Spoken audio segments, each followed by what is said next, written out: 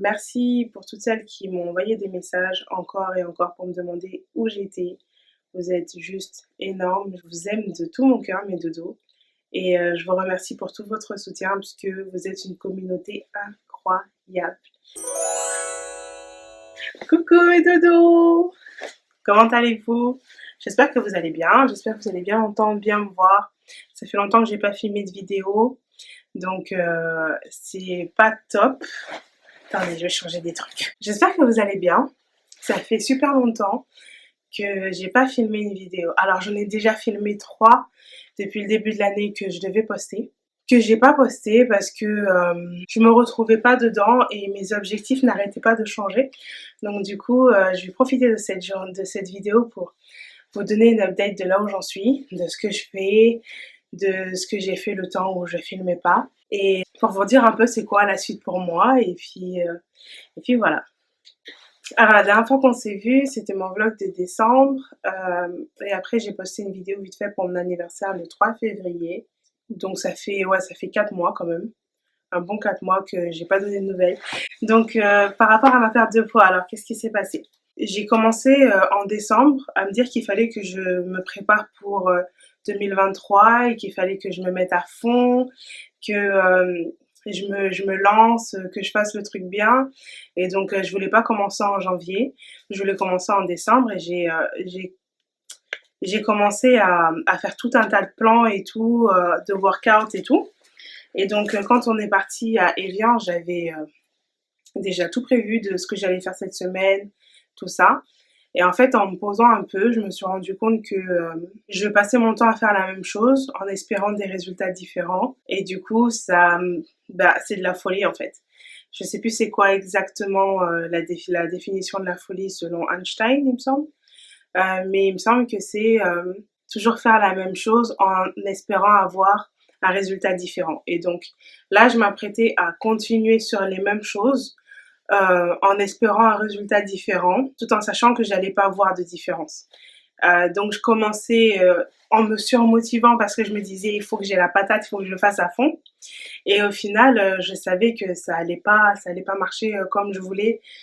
Donc c'était un peu du n'importe quoi. Donc j'ai décidé de me poser, et j'ai fait mon petit temps à Evian. Après je me suis dit il faut à tout prix que je poste une vidéo la première semaine de janvier. Mais j'étais toujours pas certaine de ce que je voulais, j'étais dans le brouillon le plus total. Donc après je me suis dit arrête-toi, pourquoi tu veux poster une vidéo? Qu'est-ce qui est le plus important pour toi? Poster des vidéos ou avoir un objectif clair et savoir où tu vas en fait, parce que j'allais vraiment tête baissée, il faut que je donne des nouvelles à mes doudous, faut que je. Et au final, j'avais perdu le pourquoi je faisais ça, pourquoi je voulais perdre du poids, euh, pourquoi je mange sans gluten, pourquoi je réduis le lactose, pourquoi. En fait, j'avais plus, rien n'était clair. Donc je me suis posée avec moi-même, dans beaucoup de larmes, dans beaucoup de réflexions. J'ai fait plein de remises en question par rapport à 2022 et comment ça s'était passé, pourquoi, enfin j'ai vraiment essayé de comprendre. Et ça faisait un moment que je me disais qu'il fallait que j'arrête la pilule. Et finalement j'ai décidé d'arrêter la pilule. J'ai fini ma plaquette en fait, et ma plaquette elle s'est finie le 2 janvier je crois, ou le 3 janvier. Donc depuis le 3 janvier je prends plus la pilule. En fait, j'en ai fait des neuf. Depuis que j'ai commencé à voir des médecins pour l'endométriose et que j'ai trouvé ma gynéco, j'ai fait 9 pilules, les amis, en genre 3 ans. Et en fait, ça n'a rien changé pour moi parce que j'avais quand même des périodes de crise de 6 mois non-stop. 6 mois à prendre des médicaments compliqués tous les jours, de la morphine, de la codéine, 3 à 4 fois par jour, c'est pas normal en fait. Donc je voyais pas ce que la pilule m'apportait. Là, les douleurs étaient toujours là, et les symptômes étaient toujours là, j'étais gonflée, j'avais des boutons, j'avais tout le temps la nausée, genre la nausée pour rien du tout. Je me réveille et j'ai la nausée. En fait, j'avais pratiquement tous les symptômes d'une femme enceinte, sauf que quand tu es enceinte, à la fin, tu produis la vie. Donc, tu comprends pourquoi tu galères un peu et à la fin, c'est pas grave. Mais là, j'avais tous les symptômes d'une femme enceinte sans rien derrière. Et donc au bout de 3 ans, ça m'a vraiment, vraiment gonflé. Je me suis dit: «Regarde, tu vas avoir 36 ans», parce que c'était janvier, j'avais pas encore mes 36 ans, ça y est, je les ai. Et je me suis dit, j'ai parlé avec mon mari, j'ai discuté avec lui et je lui disais, bah, quand est-ce qu'on va faire des enfants? Parce que avant ça, on n'était pas prêts. Avant ça, j'essayais de voir, est-ce que je peux trouver un moyen de bien vivre avec l'endométriose, sans que ce soit compliqué comme c'est compliqué pour moi au quotidien. Et donc, je me disais que le traitement hormonal, c'était la solution et les médicaments pour la douleur. Et au final, non. Donc, je lui disais, à un moment, il va falloir qu'on se pose parce que je suis plus si jeune que ça, en fait. Ça y est, c'est le moment, je pense, ou jamais pour nous, si on veut avoir des enfants, d'en faire. Et on est tombé d'accord sur le fait que c'était le moment. Donc, non, je suis pas enceinte. Je suis pas enceinte, les amis. Mais voilà, donc après, donc quand je me suis dit c'est le moment jamais de faire des enfants, je me suis dit ok, mais j'ai commencé à paniquer par rapport à ma perte de poids parce que j'ai toujours voulu euh, perdre du poids pour ne pas atteindre des poids impossibles quand j'aurai des enfants et du coup devoir perdre, je sais pas moi, 60 kilos pour retrouver un poids où je me sente à l'aise. Ça m'a toujours fait paniquer. Donc après, j'étais en mode ouais, mais est-ce que je continue une contraception ou pas? Parce que je suis pas prête à avoir des enfants. J'ai une remise en question, mais phénoménale. Donc au final, j'ai décidé de ne pas avoir de contraception. Si j'ai des enfants, gloire à Jésus. Si j'ai pas d'enfants, gloire à Jésus. Et c'est ça. Donc je prends plus la pilule. Mi-février, j'ai commencé à vraiment paniquer parce que ça faisait déjà 5 semaines, 6 semaines que je prenais plus la pilule et j'avais toujours pas vu mes règles. Donc j'ai commencé à paniquer parce que je me disais soit je suis déjà enceinte et j'ai continué à prendre des médicaments qui sont pas bons pour un fœtus, soit j'ai bousillé mon corps avec la pilule en continu depuis 3-4 ans et du coup mon corps ne veut plus me donner les règles. Genre mon corps ne veut plus fonctionner normalement. Tout le mois de février, j'étais dans tous les sens parce que je me suis dit ça y est, t'as fait n'importe quoi, t'as bousillé ta santé avec ces traitements hormonaux. C'est bon, t'auras plus jamais tes règles, tu pourras jamais avoir d'enfant si t'en veux un jour. Et donc, j'étais vraiment dans tous les sens. J'étais dans tous les sens. Je sais pas comment le dire autrement en fait. J'étais c'était du n'importe quoi. Et donc finalement, je crois au bout de 7 semaines, j'ai fini par avoir mes règles et c'était un soulagement. Ensuite, c'était pour moi, le mois de mars et le mois d'avril, là on est le 18, ça a été retrouver mon cycle et me réhabituer à avoir un cycle normal. Donc j'ai retrouvé un cycle super régulier. Merci Seigneur. Maintenant, c'est me réhabituer à ce qui était avant toute cette période de pilule en continu. Parce que j'ai pas vu mes règles pendant 3-4 ans quand même. Donc, avant ça, quand j'ovulais, j'avais super mal et je gonflais et je prenais 2 à 3 kilos qui avaient du mal à partir. Et 10 jours plus tard, même pas, j'avais mes règles et je gonflais et je prenais encore 2-3 kilos qui avaient du mal à partir.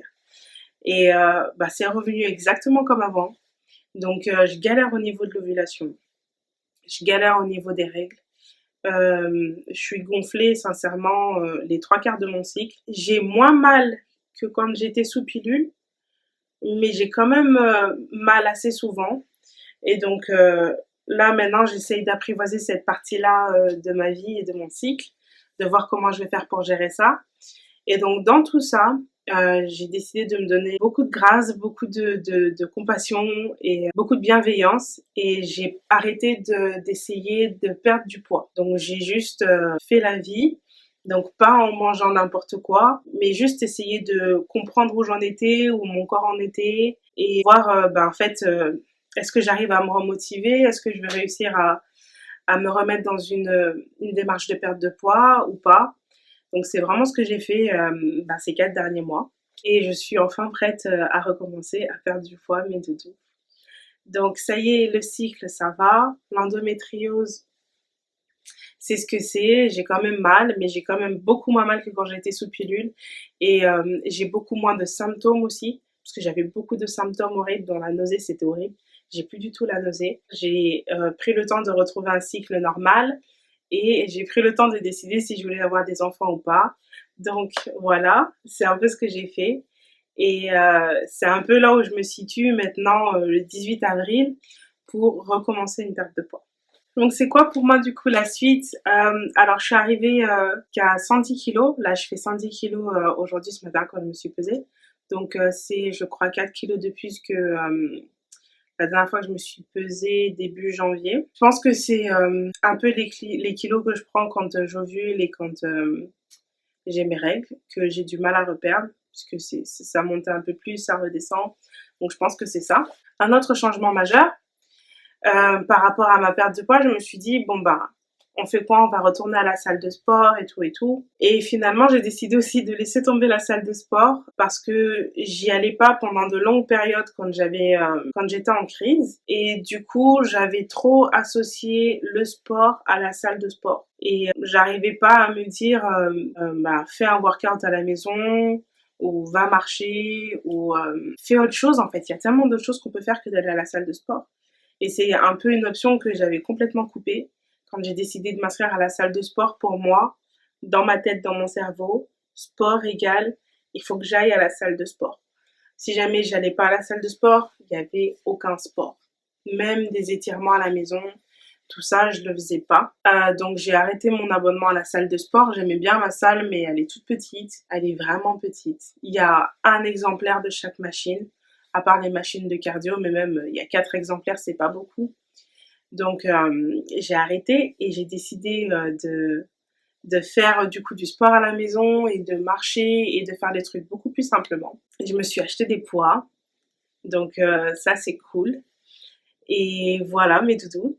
Donc par rapport à ma perte de poids, je vais recommencer tout doucement et ce que j'ai décidé de faire, c'est vraiment me faciliter la tâche. Dans ce que je fais qui fonctionne, je sais que le jeûne intermittent, ça fonctionne pour moi. Ça a été prouvé plusieurs fois. Et après, je sais qu'il faut pas que je me fasse des trop gros repas parce que quand je mange trop, après je suis fatiguée, j'ai du mal à digérer et j'ai du mal à faire autre chose de la journée. Et aussi, quand je mange trop et que j'ai du mal à digérer, en général, ça a tendance à me créer des douleurs. Donc, c'est là où j'en suis. Sincèrement, je sais pas quand est-ce que je vais avoir des enfants. Je sais même pas si je vais avoir du mal à avoir des enfants. Je sais rien du tout de tout ça. Mais intérieurement, j'espère sincèrement que je vais pouvoir réussir à perdre du poids avant de commencer, avant d'être enceinte. Mais ça, j'ai pas trop de contrôle et j'ai pas envie de me prendre plus la tête par rapport à ça. Et donc voilà, c'était un peu, j'étais complètement perdue et j'ai tout mis sur la table et maintenant c'est plus organisé dans ma tête. Et j'essaye aussi de gérer mieux le stress de l'entrepreneuriat parce que ça me donne quand même beaucoup de stress. En ce moment, on est en pleine levée de fonds. Il faut qu'on trouve 125 000 euros assez rapidement dans les 6 prochains mois. Donc, c'est beaucoup de conversations, d'aller chercher, beaucoup de non, beaucoup de portes qui se referment au visage, beaucoup de stress avant de décrocher le téléphone et de faire des appels. Euh, c'est beaucoup de stress et il faut que il faut que j'arrive à trouver une façon de gérer ce stress. Il faut que j'arrive à trouver une façon de faire en sorte d'être beaucoup plus sereine par rapport à ça et d'arrêter d'avoir l'impression que je joue ma vie à chaque fois que je prends le téléphone pour faire un de ces appels. C'est une update rapide. J'espère que ce sera rapide. À part ça, je vais vous faire un plan détaillé, je pense. Beaucoup plus détaillé de c'est quoi la suite pour moi. Je pense que je vais vous faire un vlog. Comme ça, je vais vous montrer la semaine, comment ça se présente maintenant pour moi et comment je m'organise. Mais je pense aussi que au lieu de faire tout le temps des vidéos, je vais faire des reels et je vais faire des stories des shorts ici sur YouTube, des stories sur Instagram. Comme ça, je vais essayer de vous tenir au courant un peu tous les jours au lieu d'avoir plein de petits montages à faire et vous sortir une grosse vidéo. Je sais pas ce que vous en pensez. Je savais pas trop comment revenir sur ma chaîne parce que j'en ai fait une chaîne perte de poids et j'étais pas du tout dans une démarche de perte de poids, donc je savais pas de quoi je pouvais parler. Je me suis dit je vais faire des vlogs de quoi en fait? Je vais vlogger ma vie et mon stress de faire des appels, enfin ça me paraissait pas intéressant. Donc à ce niveau-là, moi personnellement, je suis super contente de partager ma perte de poids, mes galères avec l'endo, parce que je me dis que ça peut aider quelqu'un d'autre. Mais si vous voyez que je peux partager autre chose, s'il y a d'autres aspects qui vous intéressent, n'hésitez pas à me laisser le savoir, comme ça je saurai quoi faire, je saurai en fait, si jamais je filme des vidéos ou si jamais je filme rien du tout. En tout cas, tout va bien, vous inquiétez pas pour moi, j'ai reçu plein de messages. Vous êtes extra, mes doudous, vous m'avez éclaté pour mon anniversaire. Je crois que c'est une des années où j'ai reçu le plus de messages de ma vie entière. Ouais, j'ai vraiment eu des messages, mais de partout. Vous m'avez fait trop plaisir, c'était trop génial. Donc merci beaucoup en retard pour tous les messages que vous m'avez envoyés pour mon anniversaire. C'est vrai que c'était une période où j'étais pas trop sur les réseaux parce que j'étais perdue. Et quand je suis perdue comme ça, en général, je laisse tout tomber. J'essaye d'être authentique dans tout ce que je fais et j'essaye de toujours me présenter moi. Et quand j'ai l'impression que moi je sais pas où j'en suis et je suis perdue, du coup je peux pas présenter ce que je ne sais pas que je suis. Là tout de suite je suis perdue, je sais pas où j'en suis, je sais pas ce que je fais, je sais pas où j'en suis, donc du coup je présente rien du tout. En général je fais ça, je sais que c'est super mauvais, ma famille me le reproche, mes amis me le reprochent, je sais que c'est super mauvais, mais en général je coupe tout et je prends un temps pour moi et j'essaye de me retrouver et d'essayer de comprendre où j'en suis. Allez, petit iPhone 7, tiens le coup, j'ai pas encore de thunes pour te changer. Me lâche pas. Pour ma prochaine vidéo qui devra arriver très rapidement, je peux vous montrer donc ce à quoi je ressemble aujourd'hui. Je vais vous donner mes mensurations et expliquer peut-être mieux ce que je compte faire. Comme ça, on aura un point de départ en avril pour voir, j'ai commencé là et maintenant j'en suis là. Donc je vais faire ça, ce sera la suite. Et vous mes doudous, comment ça va? C'est quoi vos plans pour 2023? Est-ce que vous avez réussi à perdre du poids? Est-ce que vous essayez de perdre du poids? Est-ce que vous êtes perdu? Est-ce que vous vous êtes retrouvés? Est-ce que vous faites des bébés? Je sais pas. Racontez-moi tout dans les commentaires. Je vous fais plein de bisous et je vous dis à très vite. Ça y est, je suis de retour entièrement, je suis là. Vous allez me voir et normalement, si tout se passe bien et si je retourne pas dans ma tête, je suis là pour rester et je vais pas redisparaître. À part si peut-être j'apprends que je suis enceinte et je panique. Peut-être que là vous me verrez pas, mais normalement je suis là. En tout cas, je vous fais plein de bises et je vous dis à la prochaine vidéo. Bye!